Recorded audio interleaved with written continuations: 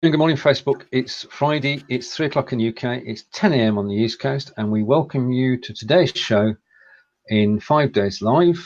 And we talked about charity promotion live. Say hello to Fonz. Hi, I was just counting 1, 2, 3, 4. Yep. We're on day 5. We're on day, this is day 5 of 5, and this is our 4th season. You leave the best to last, I say. Well, we've done that. I mean, we've had quite a week, and everybody who's been co-hosting the shows has been invited to join us during this show, so we should be able to have quite a party. I believe so. I think we will have. I'm sure so. Now, last night, I'll tell you a story. Every year for the last 3 years, Sergeant TCS has organised Don't Stream and Drive Day in the UK. Now, it's backed by, because he's a serving policeman, it's backed by all the police services throughout the counties, throughout the UK, and by the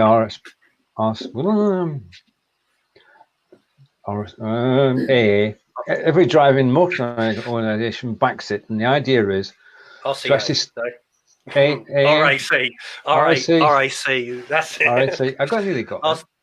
RCA is a record label. See, this is what we're looking at charts earlier. That's what did that fun. And this year's Don't Stream and Drive Day is on April 16th, which is in a month's time. And normally what happens, have you heard of a service called Thunderclap? Yes. I know Thunderclap Newman. Yeah, I know Thunderclap Newman too. Thunderclap. I was trying to get it on screen. Yeah, I've got it on screen. All right.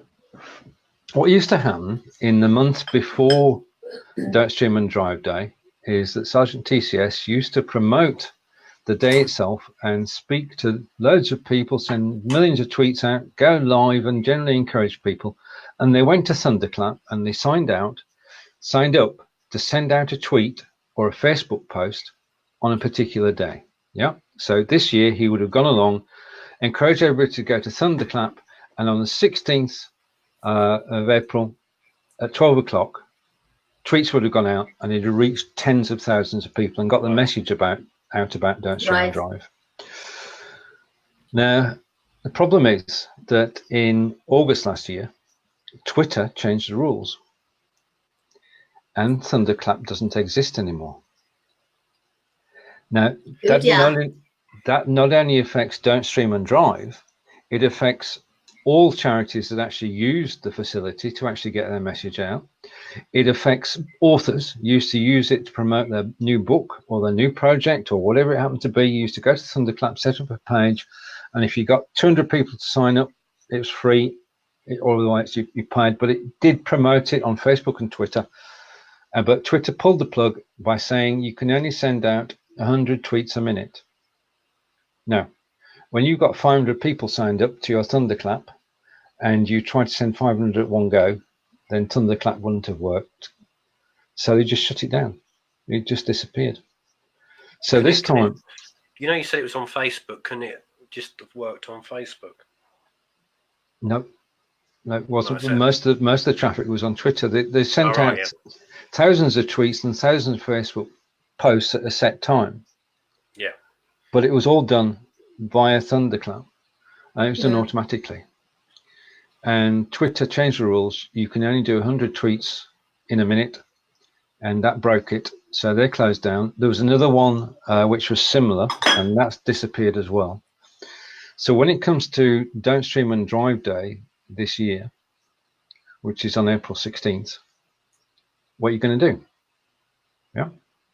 Because you can't use Thunderclap, you can't get the word out, you can't have the big countdown to the 12 o'clock, you can't have watching all the Twitter reach going up, all the Facebook posts being posted, tracking the hashtag, all that fun's gone. Yeah, because we used to do... I've got an idea. I know a few radio stations across the UK. We should go and hijack them and go in there with Marston and go, you will mention it. That's a good approach. We might get arrested, but hey. One way of doing it. I don't think Sergeant TCS would be too impressed, actually. It might be him who arrests us. As a serving police officer. No, he used to be. The reason for doing this, he used to be He used to be on traffic, so he's got the in-depth knowledge of the law, the traffic law, and that's why he promotes Don't Stream and Drive Day, to stop people using the mobile phones whilst they're driving. And we still see people. So the day is to create awareness. Okay. I tell you what I saw the other day, and I will be honest with you, like saying don't stream and drive. It makes perfect sense because people say about people talking on phone calls. I watched in Cambridge this woman going along on the road. This is no joke, 100% true. She had a kid in a car seat in the back. Yes, a little child, and she wasn't even holding the steering wheel. She was holding the phone like this, and she was going along the road. And you know what I mean? Incredible. Do you know what I mean? Stupidity that, in respect, if she was on her own, she could hit a member of the public, but to have a child in the back as well. Yeah, she was obviously updating her Facebook or something, or sending a message of the cheese sandwich that she had at lunchtime, and to her that's more important than lives, really. So it does make complete sense to me. It is so incredibly dangerous. I mean, it happens all the time, and not just locally, it happens globally. And I think, what you mentioned just now is a typical scenario: parent in the car, and for some reason they think that sharing their Twitter update or whatever is more important than keeping their eyes peeled on the road. It is such a danger. It just takes a second of being distracted, just 1 second, or sometimes it's even a fraction of a split of a second. Any kind of distracted driving is dangerous. There's no way you can justify it. Even it's been proven, even if you're using a hands-free device on your phone, even if you're using a hands-free kit, your mind is distracted. Your eyes may be there, but it means your mind is not 100% on the road, because you're trying to follow that conversation. Plus, you're trying to do a million other things, be aware of other drivers. It's not possible. And if you think about that, your concentration levels may not be that huge when you're in a telephone conversation. Now, imagine the concentration levels when you're trying to stream content to people. Content requires thought. Now, think about how you feel when you do a live stream like this in a studio, okay? It requires energy. No matter how you slice and dice it, it requires energy. So imagine expending that energy while you are driving. Yeah. There's no way. No, there is a few videos on YouTube. Now, these are on viewer discretion. You know what I mean? Some of them are quite things. So if they do go looking up, it's viewer discretion. Actually, people streaming live, because I've watched a few, going along, showing off in the car and all that, and during the live stream, they've had a crash. Yeah. And put them up on YouTube. And it's not because they're showing, they've been put up to show people, they've been put up by organisations to show people the effect and cause by what you're doing. And it's terrible. Yep. So it is. People just don't realise. Right. I just want you to, it's a hashtag that Ladies Go Live have posted. I just want you to read the hashtag and see if you see, do you see what I see? If you want to read it in your mind, and then I know it should say, don't go live and drive.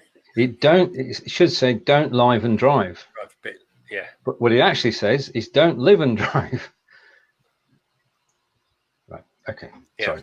Yeah. No, I get it. It's just me. Right. And Kelly is saying, it's a global problem. Is that you on your cup? Is that you on the cup? Me? Oh, yeah. Yes. Yeah. Can you see that? That's cool. Brilliant. She's got her own merchandise. merch. I ain't got no merch. I thought you should have T-shirts, Cambridge Historian T-shirts, aren't there? Yeah, I did. Yeah, but yeah, they're sold. Only Mad 50. They sold out and come too costly. That was right. This is the only merch I've got. Other people's. So Don't Stream and Drive is on April 16th in the UK, and we know that Mitch Jackson has his show. We've been doing this for 4 years in the UK. John Upton and I host, and we've hosted on Blab, we've hosted on Smile Time, we've also hosted on Be Live, and this is our second year on Be Live hosting. And but the problem is, how are you going to get the message out now, apart from knocking on radio station doors and forcing your way in? And it weren't knocking. It weren't knocking. It was just forcing your way in and hijacking them. Yeah, and Kelly's saying even some people do it for charity, and he doesn't understand. And Sarah's saying don't stream and drive. And yeah, okay, we were in the UK. We were there 4 years ago. Anyway, that's by the by. We're both doing a good thing. But what we can't do is use a thunderclap to actually send out at 12 p.m. have the countdown before and watching the reach afterwards. All that fun's gone. So what do you do? And that's where this is why I created the page last night, Charity Promotion Live. One, because of the show that we're doing together, and we'll talk about the next one in a minute. The other thing is that I've worked out a solution. So I want to run it by you to make sure that it makes sense.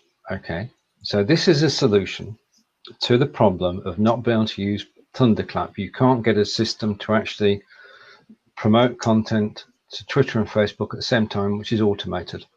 Yeah. Right. So what you do is this, right? Is that you invite your supporters of your cause to join you on Facebook Messenger. Okay. So you do live shows saying, message me on my page, or you check the bot and you'll go to my page. And basically you're bringing people into your Facebook Messenger. Your business page, Facebook Messenger, is going to be visited by people who actually watch your live broadcasts, watch your adverts, watch any promotion that you do on your page. So the aim is to actually get, by the target date you've set yourself, by the actual celebration date, is you've got 400 or 500 people on Messenger. Yeah. Okay. And you ask them a straightforward question: would they like to help you on promotion day? Okay. So in other words, you've got to sign up for this, right? They say, yes, we'd love to help you. And you then send out a broadcast on promotion day, which goes to 500 people. And they all get links to a tweet, a Facebook post to share, a LinkedIn post to share, an image on Pinterest to share. In other words, they can do whatever they want, and they're actually all doing it manually. Yeah, so there's no automation. This is people actually doing it manually. So it's a combination of promotion, Facebook Messenger, and Messenger bots. And I think that might just work. I know what to call that. You call that crowdsourced marketing. Yeah, that's right. Yep. Yep. I thought you was going to say send them a message on Messenger so they can all join us and raid radio stations. But no, I like you. Well, the thing is that you could actually send out a broadcasting request to 5,000 people for free. Yeah. So in terms of cost, and this is where I came back to what we're doing, is that we can actually teach people how to do it for themselves, so that they can do a charity promotion live by setting a date and saying, right, okay, we want you to send this message out to create awareness of our project on this day, around this time, and all you need to do is join our messenger, and then you get instructions on the day and you just follow those instructions. So it's available to every charity, every author. It's definitely good way around it, and it's like you said, it's individuals promoting it as well. So it's everybody doing their thing as well, which is good in that respect. Bridgetti's thinking. She's liking the radio station idea. They're good. They're both good ideas, but the one's more fail-safe than the other one. I'm less likely to get clobbered over the head using Stephen's method. Well, that's true. I mean, it's legal on every site, and the thing is that Thunderclap only went to Facebook and Twitter. With this system, you could go to any social media site and say, okay, either pick one of these tweets, pick one of these Facebook posts, or create your own, but on the day, just do this. So we could take any of the charities we mentioned on the show in February and say to them, right, okay, would you like to have your own day? And they say yes, okay, and we can take it from there. So on the particular day, their charity could, we're helping promote them by doing it on the live show, the 4-hour live show. But that's passive. If we get people involved and encourage them to actually join in, then it could actually be the start of something big. Oh, definitely, yeah. Yeah, I'm thinking from a charity point of view, and just between the three of us, because we're okay. From a charity point of view, it can be done for free. Yeah. But if you're a commercial venture, if you're an author wanting to publish a book, or a Udemy instructor want to promote a course, then it could be a paid service. Yeah. Okay. Hence, charity promotion live does have a commercial future potentially. So what we're going to do is, because you're the first people to hear of this, is I'm going to mention it to Sergeant TCS over the weekend, and the Don't Stream and Drive Day will be the test bed to see if it works. So we can see how it goes, and hopefully by April 17th, we'll know that it works, and then we can start talking about it. Yeah? Good. Are you going to suggest Sounds good to me. You're going to suggest my radio idea to him as well and ask him which one he prefers. Okay, let's go through it. You can promote this on Twitter, you can promote this on Facebook, Instagram, Pinterest, or you can flash mob your local radio station. Because Fonz said you could do it. You can put your name to it, yeah. Yeah. But the Fonz said you could do it. All right. He didn't really. I'll have Henry Winkler knocking at my door then. Why have I got these people complaining about getting arrested? All right. Okay. Now. Oh well, it sounds like a brilliant idea, all of it. No, it does. Right. It seems it is makes complete sense to me. Well, I'm going to work on the prototype, and then, as I say, try it on Don't Stream and Drive, and. I know it's one of those things where you know it's going to work. Yeah. You can sense it's going to work. You can sense it's going to be useful to a lot of people. You can see its potential and what exactly so. It, yeah. So good. Right. Okay. I'm glad I've not lost the plot, as it were. That's my job. Yeah. That's my job. Right. And Ladies Go Live are saying, this going back to Don't Stream and Drive, which we never left really, maybe Facebook and Be Live should institute a policy of no live whilst drive. Now there's an idea. I think that's if you make it known publicly that you don't endorse driving and streaming, so kind of say, well, as a platform or as a service, we don't promote live streaming and driving at the same time. I think that's a good promotion. I think so too. I think it shows that, okay, we're here for you to stream, but we don't approve of it when you're not following the rules and doing things you shouldn't be. We're happy when you're doing the good stuff, but not so happy when you're doing the bad stuff. Yeah. That could be a good promo. We're happy when you're doing the good stuff, but not so happy when you're doing the bad stuff. Do good stuff. Joel.com has made a living out of that hashtag. Yes, he has. Right. Okay. So, I mean, technically, it would be possible to actually know when somebody was on the move. Yeah. I mean, if you're in a car and the car's doing obviously 30 miles an hour in town, and they could access the GPS, so they know how fast you were going, and if you're going to push above walking speed, they could actually sort of stop the broadcast or stop your access to the broadcast. But that's personal. That could... Yeah, but the problem with that, I totally get what you're saying. Totally get that.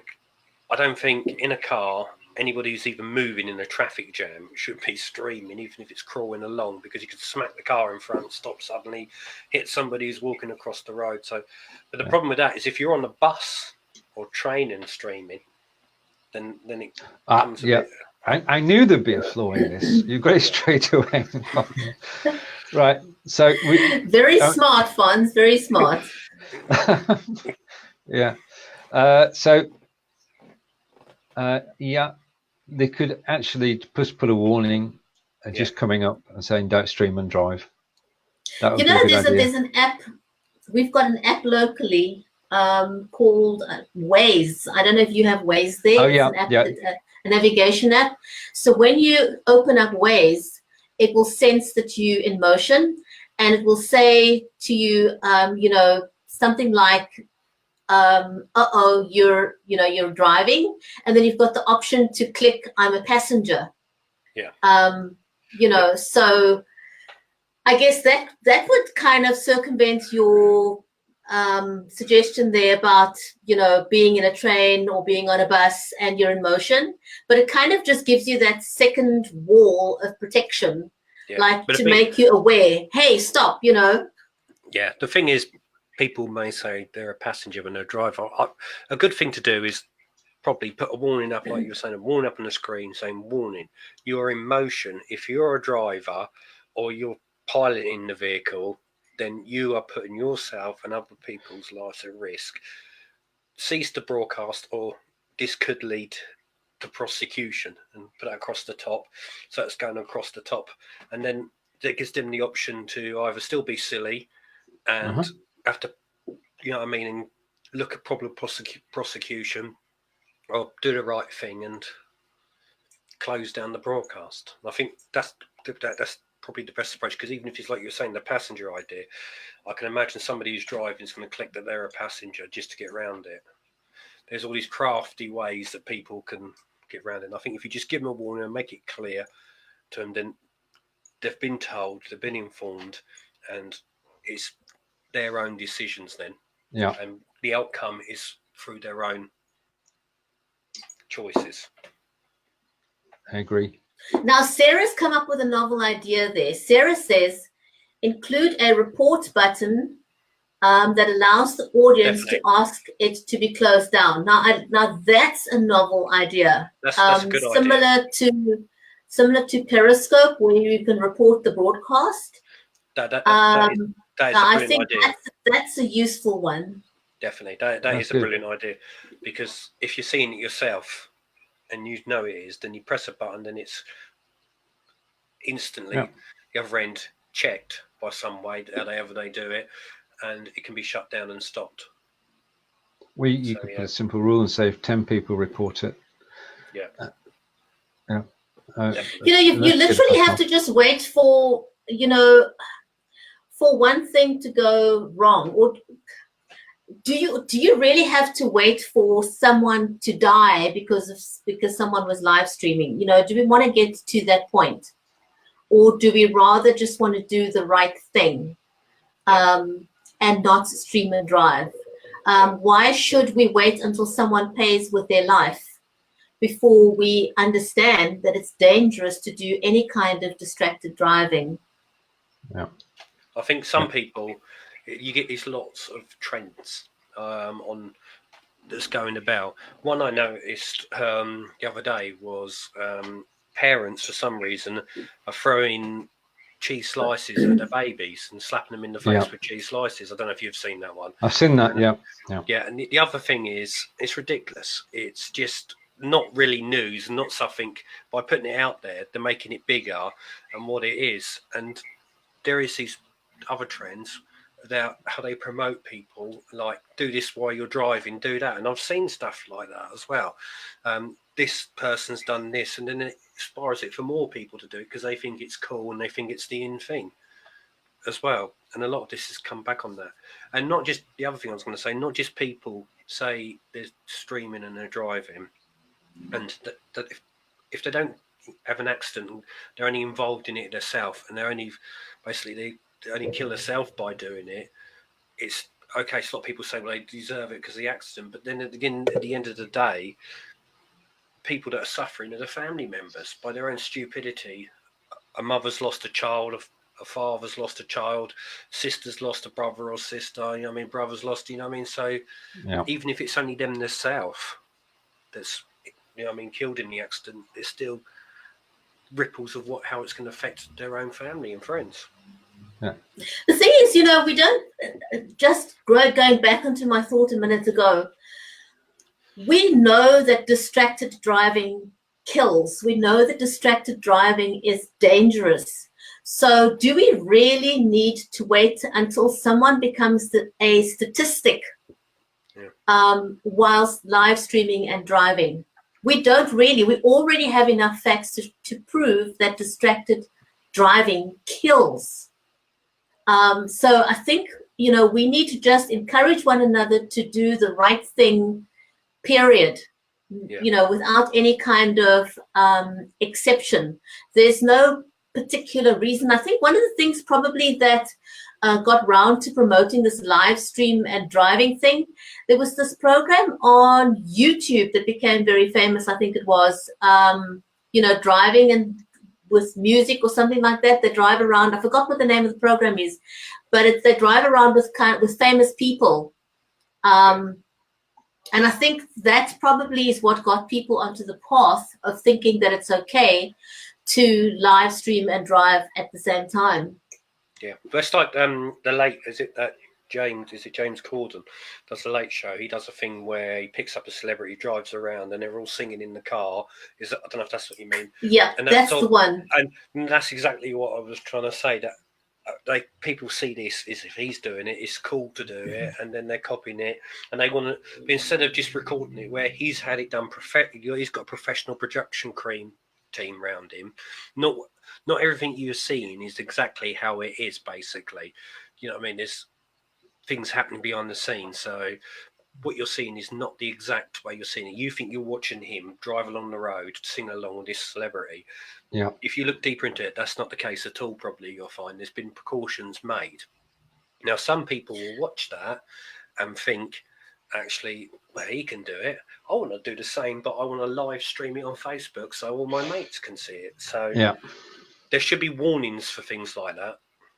That actually, okay, he's doing this, but it's for entertainment purposes only, and safety precautions, X, Y, Z, because of those reasons, and do not copy it at home. Right, just catching up with the comments, and carpool karaoke is Sarah's explanation. That's it. Yep, that's what it's called. That's exactly it. But they're not actually driving. It may be on the back of a truck. Exactly. But not everybody knows that. Not everybody would know that. It's like a lot. You know, when you watch programs like the old comedies. Now, some of them were done in studio against green screen, and a lot of them were done on the back of a truck. They would just be on the back of a truck pretending they're driving, and it's right. But it's to make you think that it's real, but not everybody understands that. And now the technology's caught up and we can do the backdrop thing ourselves. Yeah. Which is wonderful. We're good. Now, just catching up on comments. I just want to go back a little way to something that Tina said earlier. And Tina corrected me because I said wave when it's actually ways. And Tina loves ways, not wave. And I think we're up to date on comments now. All good. Right, if you are watching and you have in your possession a link to join us on camera, then please do so. The invite went out to everybody who's co-hosted the shows this week. It'd be great to have you on board today. And if you are in the audience but you don't have a link, just say link and I'll post the link. We've not got any bots running today, so this is a charity show. It's unencumbered by bots. It's just the three of us. And I just want to go back a moment to something that I did have on the agenda. I've got an agenda today. Right. We did the February show, and we've got a March show to do, Bridgetti. Do you have your calendar to hand? So we can set a date? Well, yes, it's okay. Okay. I do. Right. Do you want to check if March 26th is okay? And I'll bring you back on camera when you. Or you can do it. You can do it live. Women can multitask, Fonz. I can multitask. Yeah, I'm looking at my calendar right now as we speak. So March 26th is a Tuesday. Yeah. So I do have a show on a Tuesday, which is 5:30 p.m. GMT +2, which is 3:30 UK. Right. Okay. Well, we can hold the fort then, because it's a rolling 4 hours. We'll do something similar that we did the last time, and that can work. Yes. I'm glad that worked. The next charity show is on March 26th. You had it ready in the background, didn't you? I only started typing it when Bridgetti was answering. So basically, on March 26th, now this is going to be confusing. And the next 3 weeks are going to be confusing. For the simple reason that on Sunday, the clocks are changed in America. We're going back to that again. We're going back to that again. March 10th, the clocks change, and there is only a 4-hour time difference or a 6-hour time difference, depending on which way you're looking at it. So the clocks don't change in the UK until the 31st of March, unless the lights go out on the 29th of March, but that's a UK joke.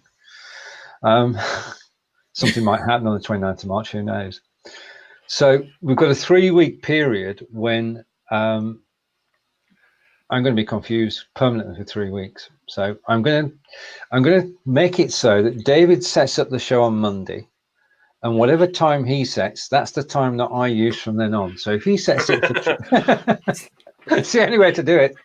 I mean, I have in the past, I've actually set up a show an hour early, and turned up an hour late, if you know what I mean. So it can be done. It's very confusing. It's funny. It's funny when he asked me on his show. He tells me the time there. I remember once. This is the early days. I sat there waiting for him, and he goes, "Well, no, you've got another so many hours before it's on." And I said, "Well, I thought you meant my time." He goes, "I don't know anything about time difference. You're asking the wrong man." Okay, so official announcement then. The next charity show is on the 26th of March. Now, what does that mean? It means that you have just over 2 weeks to tell us about the charity that you support. And what we actually need, as last time, is your potted version of the bio of the charity and a link to the page. And if you can send us that before the 26th, we can research it and we'll promote awareness of the charity on the show on the 26th of March. And we just had, I mean, the last show was just totally amazing. Yeah. The other thing is as well, probably, if people are part of a charity organisation and they wish to come on and talk about their charity, more than welcome to do that as well. So people, they wonder, what are the benefits of using live streaming for your charity? Because, many charities may not yet be using live streaming. And so perhaps we could talk about what are the benefits in using live streaming for the charity. So basically you can, in the same way as you can 10x yourself, you can 10x your, what I mean by 10x is amplify yourself, your cause, your business, you can 10x your charity, you can 10x your nonprofit. It means that you're coming out of the shadows and you're basically sharing your charity in a creative and authentic manner, not just to your local environment, but you can now do this on a worldwide scale. So instead of just being known locally, you can now up-level your charity to become known as a global institution. And that means that not only do you now create awareness for your charity globally, but it also means that you're opening yourself up to donors globally. And so in the same manner as you could now bring attention to your cause or something that you're passionate about, and you do need to bring passion into it, because if you're live streaming and you don't feel passionate about your cause and you don't come across as passionate, you may seem inauthentic. And people are drawn to authenticity. People are drawn to passion, because you're going to scoop in all the people that also feel similar about your cause. But in the same way that you can then up-level your message about your cause or your charity globally, when you use live streaming for your charity, you also get to open up yourself to donors and sharing what they do globally. Because now you can also amplify the message of your donors on a global scale. And in that way, you possibly open yourself up to getting more donors. So that's one way in which you can use live streaming for your charity to your benefit as a nonprofit. And that's where we come in, to help you do that and help promote awareness of your charity. And we're going to obviously be doing the live shows, which we invite you to join us on. And we'll give you every assistance to actually get on camera. And you can come in either with your desktop, your PC or Mac, or your mobile phone. And we'll do a test beforehand and make sure that everything's working. You come in, when you join us, you're amongst friends. And we're just coming into our parlor, into our sitting room, and joining us and having a chat, and just ignore everybody else. And you'll be able to get your story across, and we'll help you to tell it as well. And you know, because we've been invited back to the Bladder Cancer Charity. You were invited back, and I'm tagging in. But I think that was sort of like with Andrew, the way, because he's terminal. The way he explained it all and came on, of course, as well as Emma from Fight Bladder Cancer, showed their approach that they came across with, shows how it's possible to promote your charity through live broadcasting. And it did get a lot of interest worldwide, and I'm still getting contacts about it now. So people have seen it on replay or other means, bootleg DVDs and all that. Well, that's it. The show we did in February is still getting views. Yeah. I mean, the thing is that... Okay, Bridgetti, all yours. So what we were doing last time and what we envisage doing in the future again is through live streaming, you tell stories. People love stories. People are drawn to stories. And you will attract people to support your cause. You will attract donors who relate to your stories. And that's what makes live streaming so powerful. People love stories. People love hearing your backstory. And so if you've got a story to tell, then come onto the show with us and tell your story so we can help you amplify your cause or your charity. So reach out to one of us, make a comment down below in this live stream, or reach out to us on our new charity page. We'll put the link down in the commentary as well. So if there's a cause that you're passionate about, that you'd like to get amplified, then do reach out to us. Just make a comment down below and we'll get back to you on that. The thing is as well, mainstream media doesn't really cover these areas, not so much anymore.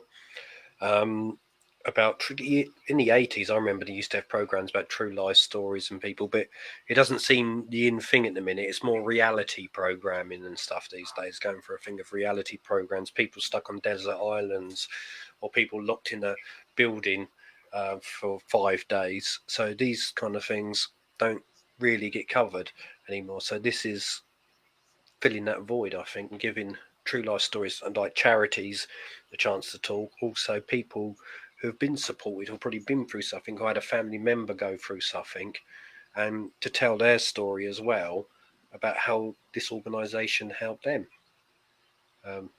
It's a bit like one of those magazines, isn't it, that you get in the doctor's surgery where they tell you a true life story, but hey, live and there as it happens. That's true.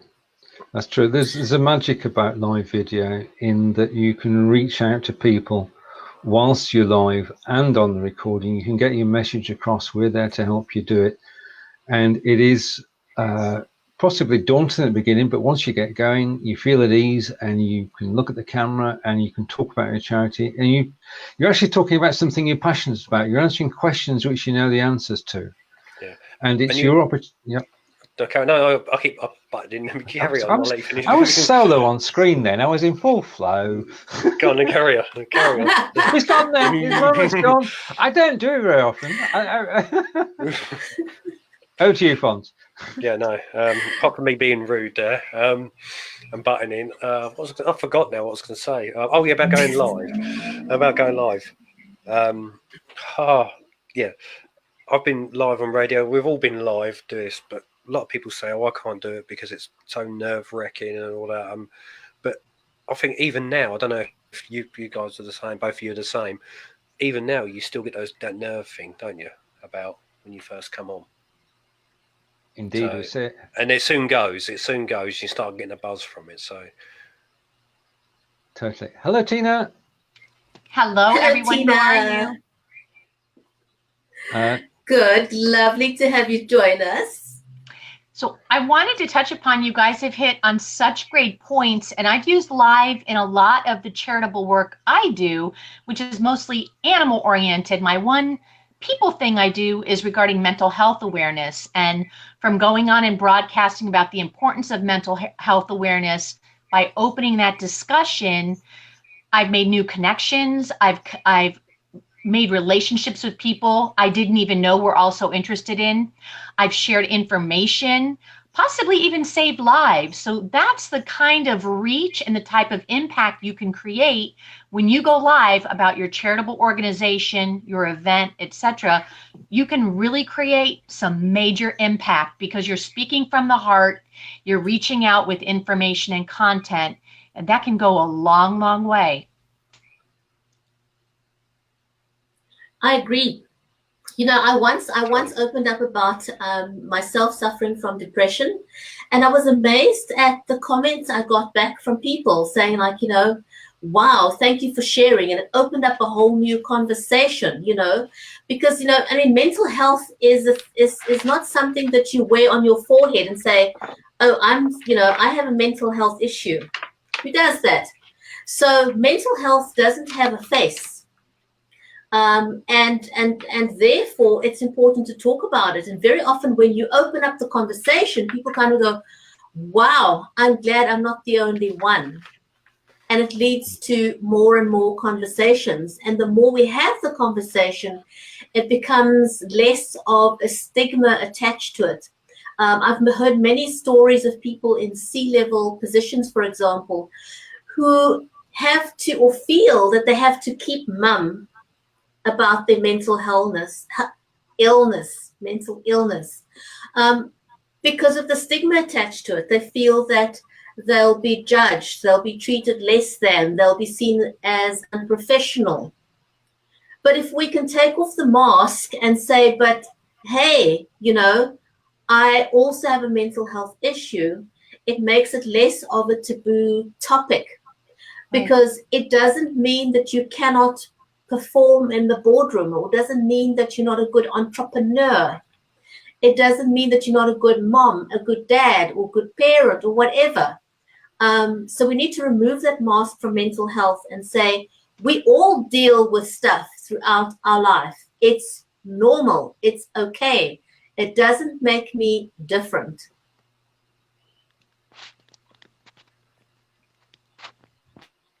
It's gone quiet. That's a rare no, event. A rare event. No, I was Especially- waiting for somebody else. I was waiting for somebody else to speak, so I didn't butt in on them again. Sorry, it's okay, Fonz. Go. You're okay. No, yeah. What I was going to say was years ago. I haven't got the actual one with me, but I've got a follow up to it because I felt embarrassing about my mental health and stuff. But I got my little scrapbook there, and there's one of the articles about me talking about mental health, and I opened up about it in the local press, and they actually had people thinking I was embarrassed about it. Actually, people saying, thanks for opening up, like even sit down in the co-op, local co-op, saw your article, thanks for opening up. It's made me realise that I need to do this, and thanks for you doing that. I've gone and seen somebody about it. So I think you're right. If you hide away from it, it's got that kind of thing connected to it, like that, like you were saying, mask cover to it, and especially with men. For me, it was like I'm a man, and it's sort of like you're not going to admit that you got mental illness, that you get upset about stuff because you think people are going to laugh at you and take the mickey out of you. You should be a man, you should be the head of the family and all this from the past, what people have thought the past, and you must be like a weak person and stuff. But thought, no, I'm going to do this, and that's what I did, and it went on to help other people. So yeah, you should never try and hide away from it, and by opening up to it can also help other people also suffering from it. And even if it's something rare, don't shy away from sharing, because like everything else, even if something is rare, there's going to be other people that's going to truly appreciate the fact that you shared it, because they may know someone else that's dealing with this rare issue that you've got. And you never know what kind of inspiration you could be, be the inspiration. Yeah. Is a great thing. Don't wait for someone else. Be the inspiration. No, definitely, because that's what I felt. I felt like down about it all. But actually, if you get out there and you have somebody, you can imagine how that sort of also boosted me a bit more. Thinking, hey, I've been through this. Somebody else has gone through it, and I've helped them. And so by helping others, you're actually helping yourself as well. Correct. You absolutely are helping other people when you speak out, because you're helping other people feel normal. And how amazing is that, to have the opportunity to do that? Exactly, yeah. Because a lot, like I did, there's something wrong with me. This isn't normal. I'm not right. You do feel like that, and then you, like I was saying, if you're a man, you think, oh, people are going to see me as weak and all that, and look down on me and basically ridicule me for it. But actually, by doing what I didn't do that. It did the complete opposite, and actually showed people that, yeah, you can be in this state and you can go through these things, and it's not because you're weak. It's not because you're weak or not strong. It's because I think one person said to me, and I said to him, I was scared to do it because I felt people were weak and all that. He goes, no, you don't realise how strong you are to go through what you went through and all that. You're far from being a weak person. So it's... The other thing that is not touched on often as well is the fact that mental illness does not only affect adults. I think more so than ever, mental health issues affect children. And it's such a... Sorry, no, I think more so now, especially with social networking. Now, social media and all that's brilliant if it's used for the right reasons, like this.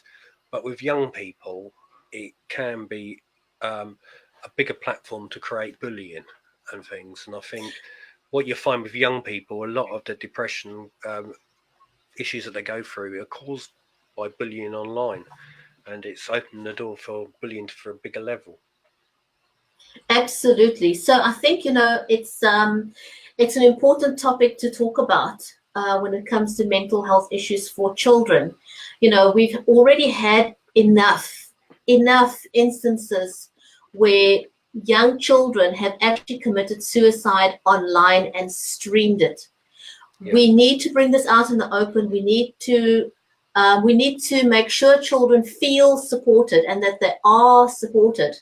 I'm very big on this, and people love to share unsavory videos, where children do silly things. That practice really needs to stop. We need to make children feel supported. When we see someone being bullied online, what is your policy? Do you just hit the share button irrespective of how that's going to affect anyone else? Or do you do the right thing? Do you get your kicks? You get that a lot. You get it come up on your wall, like you've got people sharing, people being beaten up, and people in the comments saying, actually finding it funny and stuff. But they, like you're saying, they don't know how the individual involved feels and what the repercussions of it are. It may look funny, but it's not funny for the person. And the problem with that being, those kind of things being shared, it could lead to tragic consequences, really. And absolutely, one's got to be very careful. That's where we have sort of a group responsibility. If we do see anything which we feel shouldn't be there, we can just press one button. Yeah. And the more people that press the button, the more Facebook notices it and take action. That's what should. And that's what people should be doing, instead of sharing stuff like that and making it wider platform for more people to see it. They should be doing the right thing. And okay, I'm not going to share this. I'm going to report it so it gets took down, because that poor individual involved, I can't imagine what they were going through. They should be thinking, how would I feel if I was that person? Yeah. That's what they should be thinking, not finding it actually quite funny and want to show all their friends it, who then may also feel the same as them and share it with their friends. They should be responsible and deal with it accordingly. And one of the things about going live and broadcasting live, you do have potential to reach thousands of people, and every broadcast you do, you're actually going to meet somebody new to actually send out your message to. And we've messaged by Fork Centre for Counselling. They say, thank you, Tina and panel, for addressing mental health awareness. Together we can end the stigma. And also thank you for sharing that post as well. And Gospel is saying we have all have a mental health.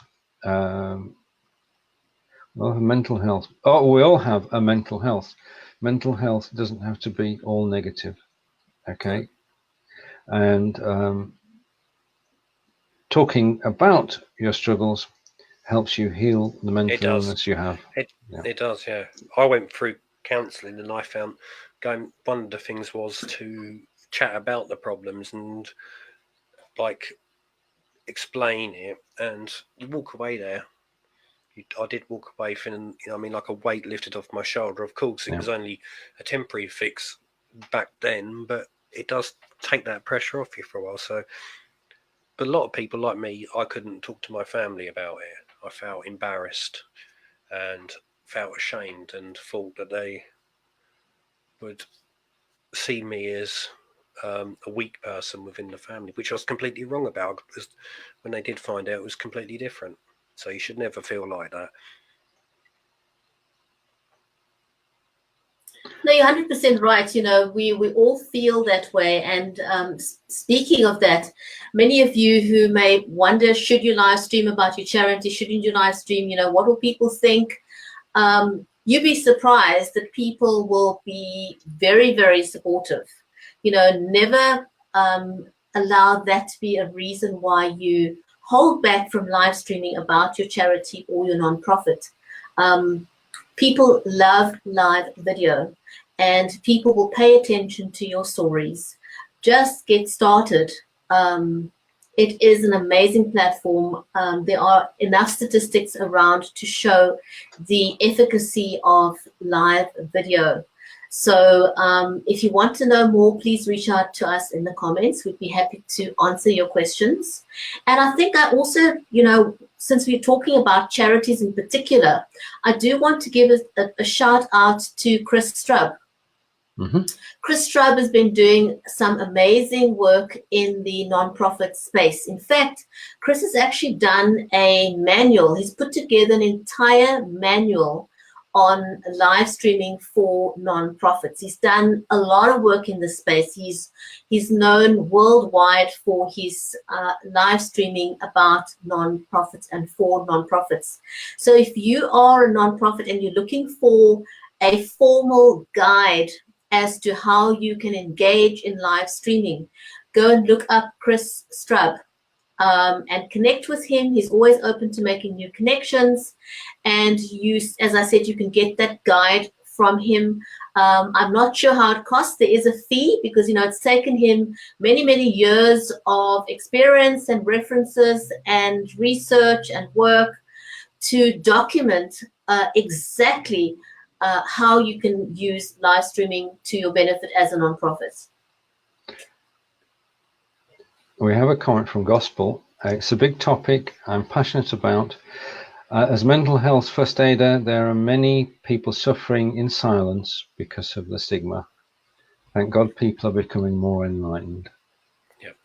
And of course, like mainstream media doesn't always give the right approach to it. This is the chance for us, the people, and all the people viewing, to show an inside view of it and actually really promote it for what it is, as well as other charities as well, the inside story of what's going on and how people can help and how their help is helping other people as well.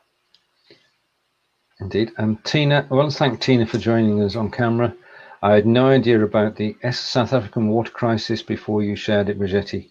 Something we take for granted. Water. And I do want to mention, thanks for raising that, Tina, much appreciated. 22nd of March is World Water Day. That is a huge thing. So even though you may open up your faucet and you may take water for granted, there are millions of people worldwide who do not have access to water.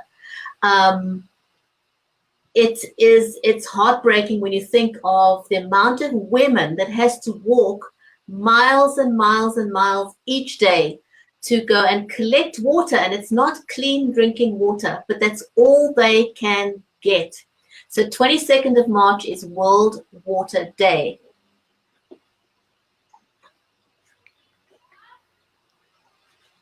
And Stephen, I can't believe it. We're just about out of time. We've got 2 minutes to go. I cannot believe this hour has gone by so quickly. Wow.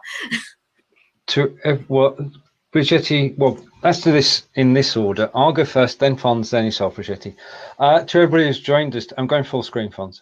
To everybody who's joined us today. I should give a little warning, shouldn't I? I'd like to give my personal thank you. What we're doing over the coming months wouldn't happen without your support, and we are totally grateful for it. If we can help you in any way, promote your cause or charity, all you have to do is message us. Our next charity show is on Tuesday, the 26th of March. Let's just find the date. And we look forward to seeing you there. Gospel, if you want to join us on camera, then you're more than welcome to do so. And to everybody who's watched, I'm going to now hand over to Fonz for his thoughts on the day. Okay, yeah, I'm here, am I? Yeah, you're live. Yeah, no, just like thanks for everybody who's viewed and watched us. And of course, the charity thing, it really is an open door for charities and people, and of course, like non-profit organisations, to get their word out basically about what they're doing and how people can get involved. And hopefully, I'm hoping as time goes by to actually see people involved with the charities as word spreads about this, to come on to talk about their charities. And also it'd be good to hear people's stories connected to that, So it might be somebody who used to volunteer for and be a part of them, telling their story, or it might be if it's something where we've got a long backstory, that they share their backstory and show how this charity changed their life. So looking forward to all that, and then it's giving a bigger message to people out there. And of course, once it's gone live, it's there forever. Been being recorded on Facebook for people to watch back, and like we know, like the past one, people are still watching that. Yeah. So it's there for everybody to see, and hopefully more awareness of it, because that's the main key. It's not so much about raising money for charities and all that's nice, but it's about awareness of it all. So that's me. Bridgetti. Well, today was the wrap-up of a fantastic week of 5 days live. And every single day we focused on a particular aspect of live streaming and how you could up-level your live streaming skills. It's been an awesome week. I want to thank every single person who's been involved in the production of 5 days live. A special thank you to Stephen for producing in the wings. If you've never produced a live stream yourself, it is a lot of work. It takes a lot of time, effort, and dedication. So a huge shout out and thank you to Stephen Healey for producing for the entire week. And today's wrap up with the charity is another highlight for the end of the week.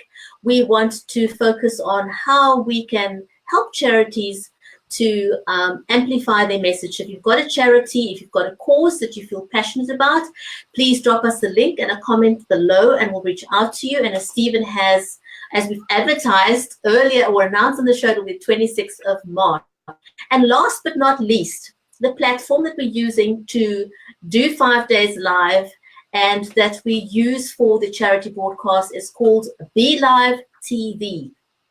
It's an amazing platform that allows you to amplify your message with amazing ways of showing pictures on screen, sharing videos. You can show the audience comments on screen, so the engagement with the platform is amazing. So if you want to know more about BeLive TV, then also please ask us in the comments and we'll get back to you on that.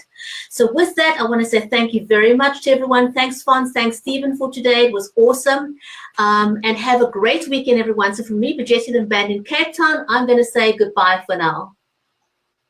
Bye.